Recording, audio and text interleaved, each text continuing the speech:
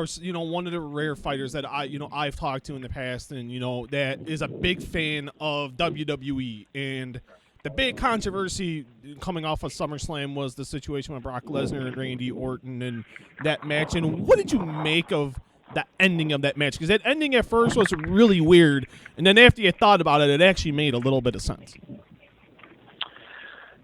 I don't think it was weird. I think that with the no bleeding rule that the WWE has, they've pretty much gotten rid of blading.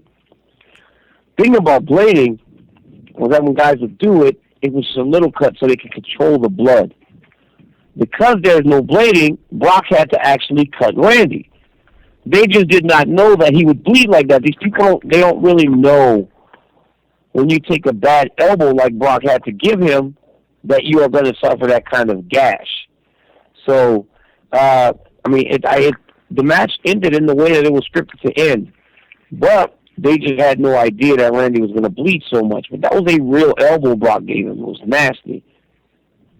And final question. Brock actually could just go in there and beat these guys up if he wanted to, man. Like, he really can just beat them up. That's what it felt like.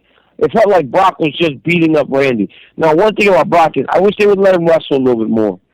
He's such a good professional wrestler that now he does the knees and then he suplexes people. That's essentially a Brock Lesnar match. Let him wrestle, man. He's good. No, he definitely. And final question for you, Daniel, and thank you so much today. And we're talking about Brock a little bit. And what do you make of his unique situation going on right now, failing those drug tests before and after the fight with Mark Hunt? Something came out yesterday that him and John's suspensions have already been reduced to 1 year. So I don't necessarily know what's going on. I don't understand any of that stuff. So I don't really have the strongest opinion on it, I think him going back to the WWE, it's his right to go make money. It's outside of this, it's outside of the UFC. It's outside of that company. So he goes to do